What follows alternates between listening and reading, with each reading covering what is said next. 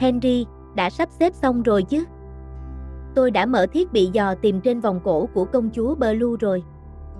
Tốt, nghĩa là chẳng bao lâu nữa con mồi sẽ vào bẫy. Catherine cố gắng vùng vẫy thoát khỏi sự trói buộc vào chiếc ghế, khi tay cô bị trói phía sau và miệng bị bịt kín bằng khăn, không thể nói thêm gì. Grace nói rằng không còn gì để đàm phán với cô và không để cô có cơ hội thuyết phục ai thay lòng. Từ lúc này chỉ có trò chơi thú vị với mạng sống của Wayo. Grace lập kế hoạch dụ cảnh sát vào bẫy bằng thiết bị Wayo đưa cho Catherine trong trường hợp chúng ta lạc nhau trong rừng.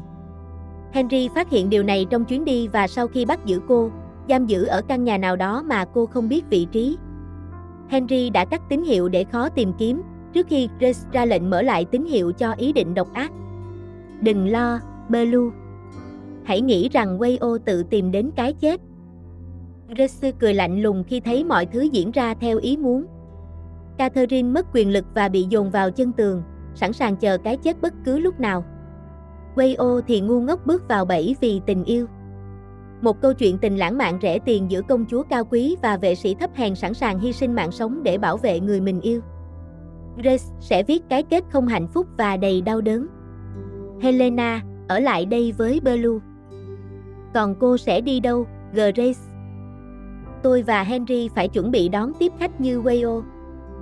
Helena nhìn tình hình phát triển quá mức để sửa đổi khi cô đã trên cùng thuyền với Grace và trở thành kẻ phản loạn mà chính quyền Madeline và Thái Lan đang truy bắt. Dù giết được công chúa thật, cô vẫn không bao giờ được ngồi lên ngai vàng như công chúa Catherine giả. Và trong trường hợp tồi tệ nhất, cô có thể bị tử hình bởi vua Arthur. Nhưng đừng quên nếu cô phản bội hoặc tự bỏ mặc, tôi sẽ lấy mạng cô. Chị Lom, chắc chắn sức khỏe ổn chứ? Chị không sao. Wayo trả lời với em gái đang lo lắng cho cô. Trong cuộc hành trình cùng 4 anh chị em nhà Watinavin, vì một mình cô không thể trốn khỏi bệnh viện với sự bảo vệ của cảnh sát của cha, cô phải nhờ anh chị em giúp trốn thoát và tham gia cứu Blue. Lom, tín hiệu dừng tại chỗ lâu rồi. Dinh kiểm tra khu vực quanh đó xem có đường đi được không. Tín hiệu ở giữa rừng đấy. Liệu có nguy hiểm quá nếu tới đó, có thể là bẫy của kẻ xấu.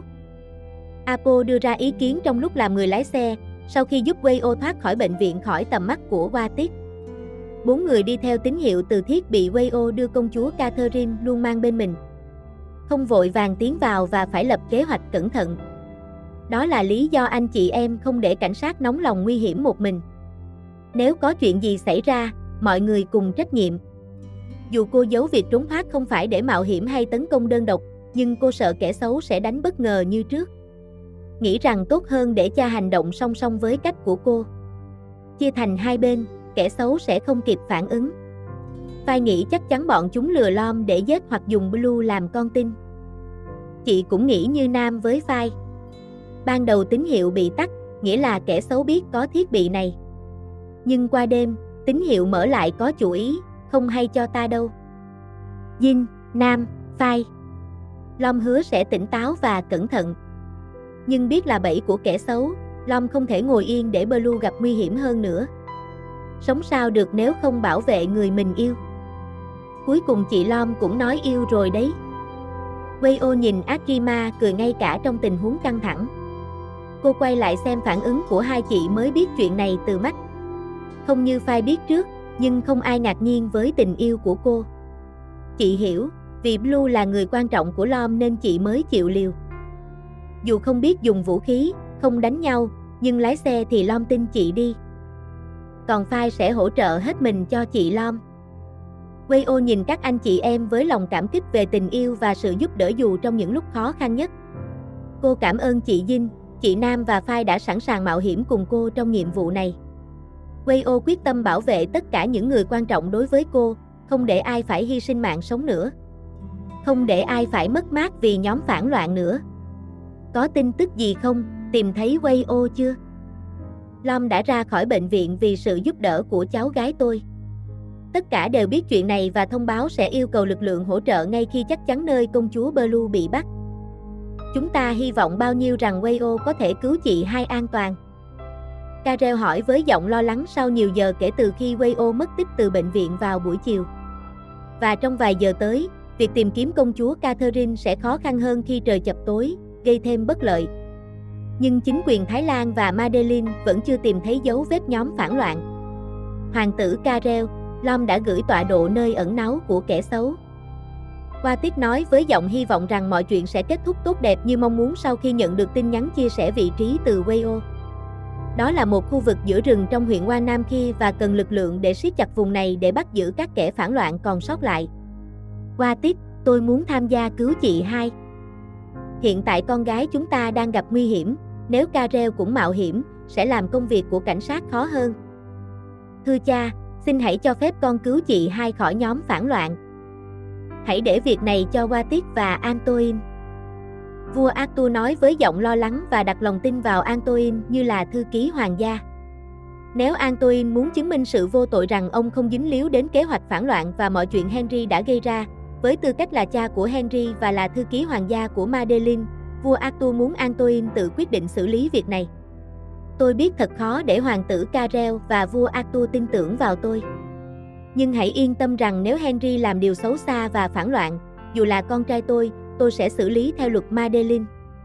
Nếu không còn lựa chọn khác, tôi phải tự tay loại bỏ hẳn.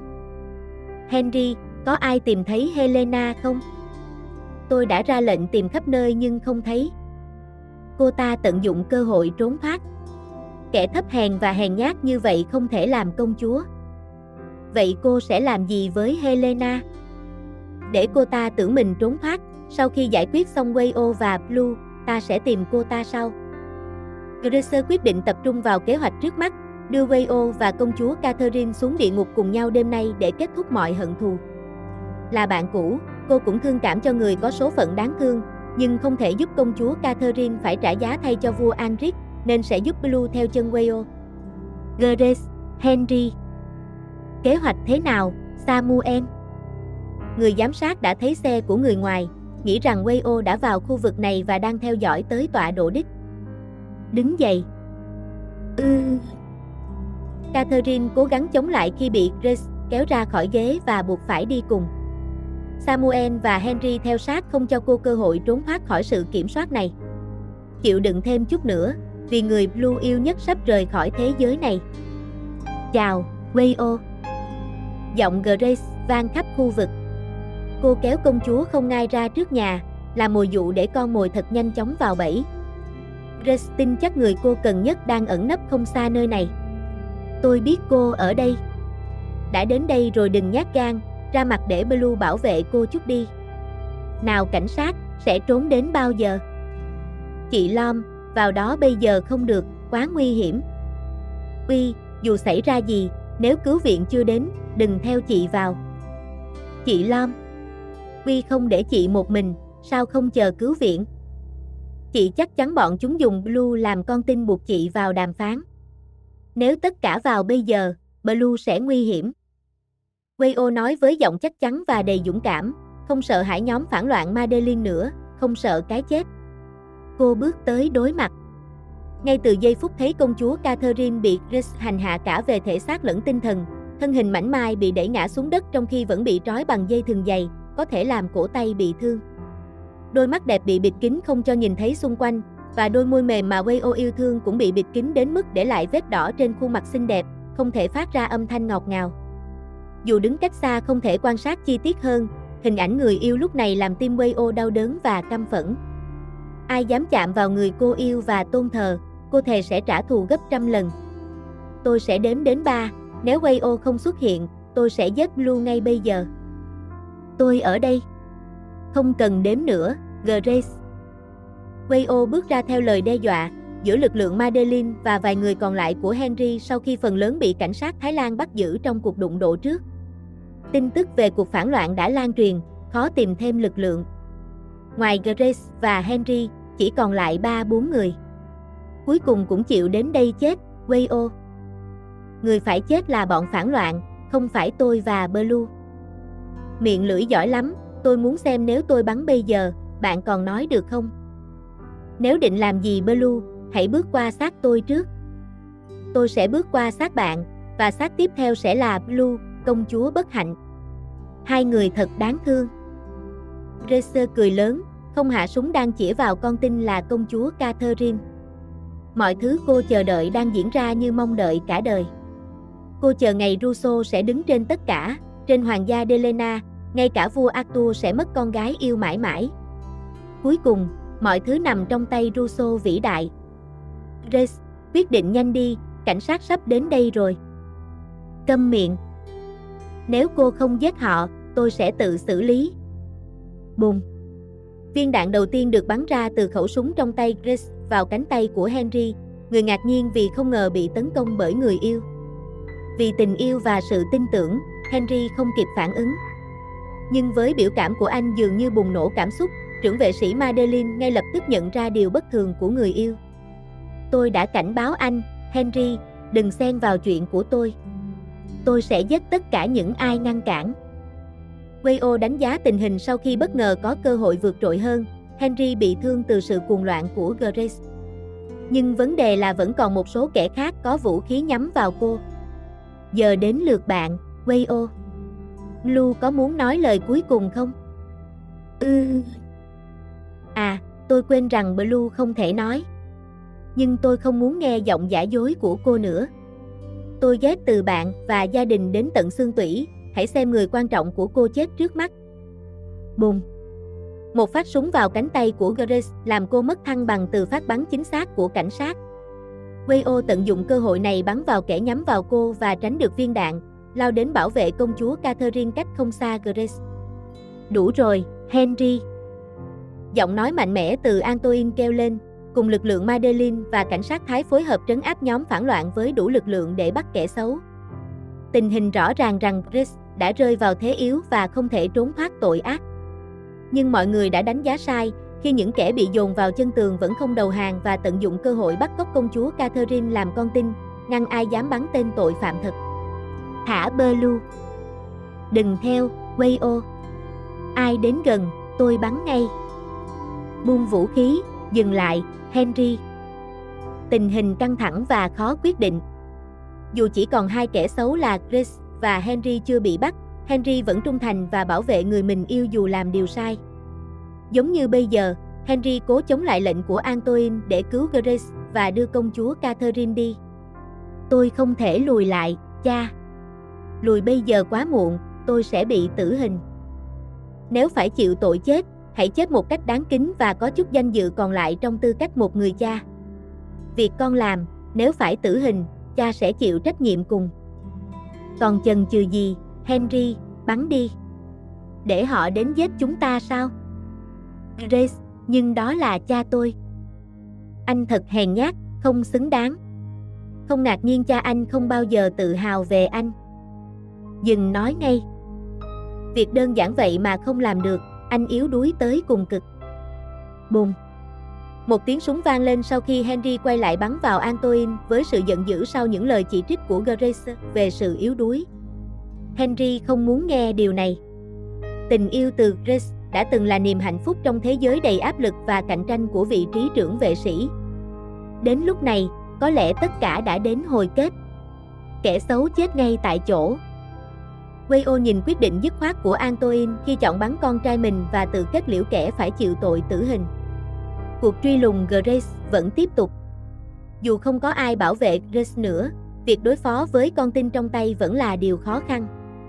Giống như bây giờ, Wayo vẫn đang theo người dẫn công chúa Catherine ngày càng sâu vào rừng, nhưng Grace không chịu buông cổ tay của công chúa để tiếp tục kéo đi cùng. Grace, đầu hàng đi. Câm miệng. Tôi không bao giờ đầu hàng, không bao giờ.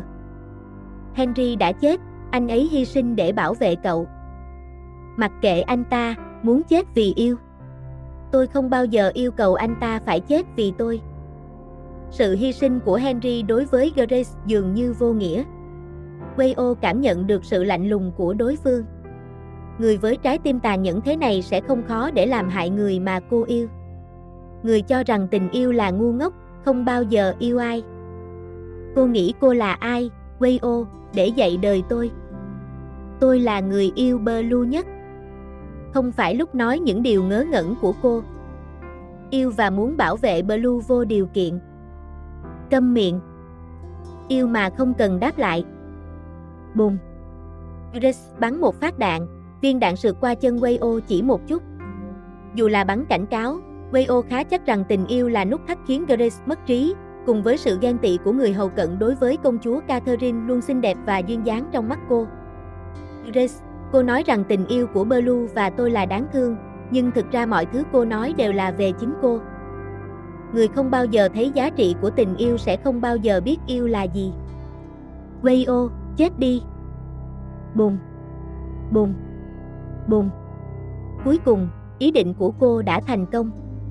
Sau khi Grace đẩy công chúa Catherine ngã xuống gần đó và quay lại bắn điên cuồng vào Wayo. Dù đã chuẩn bị và mặc áo giáp, Wayo vẫn bị một viên đạn bắn vào đùi, làm cô mất thăng bằng. Viên đạn bắn ra trúng vào bụng Grace thay vì điểm chết mà cô định ban đầu. Grace ngã xuống ngay lập tức, cùng với Wayo mất thăng bằng ngã xuống. Công chúa Catherine vừa thoát khỏi sự trói buộc và tháo dây trói cổ tay, nhanh chóng tháo khăn bịt mắt và miệng, cố gắng đứng dậy dù gần như kiệt sức. Catherine cố gắng tiến đến người bị thương với sự lo lắng và quan tâm. Vì Wayo đã bảo vệ cô nhiều lần đến mức không thể đếm được, trong khi cô không thể bảo vệ người quan trọng. Blue, cẩn thận. Wayo hét lên khi thấy Catherine tiến gần cô chưa đến 10 bước. Nhưng thay vì ôm nhau trong sự gần gũi. Bùm, bùm, bùm. Tiếng súng vang lên nhiều phát từ phía sau, bắn vào các điểm quan trọng trên cơ thể Catherine, khiến cô ngã xuống ngay lập tức với máu chảy ra từ nhiều vết thương, bao gồm cả miệng. Tiếng cười điên cuồng của Grace vang lên khắp nơi sau khi cô bắn Catherine cho đến khi hết đạn, trước khi bị cảnh sát bắn chết tại chỗ. Không thể nào. Blue. Wayo cố gắng bò đến gần Catherine, nắm chặt tay cô, nhưng Catherine không còn sức để đáp lại. Trả lời tôi đi, Blue. Nói gì đó với tôi. Blue. Chỉ có sự im lặng và tiếng hét đau đớn của Wayo khi không có phản hồi từ người yêu. Đội y tế và cứu hộ đến hiện trường và cố gắng cứu công chúa Catherine. Sau vài phút cấp cứu, mọi thứ kết thúc khi không thể khôi phục nhịp tim cho người bị thương. Không còn hơi thở. Không có phép màu.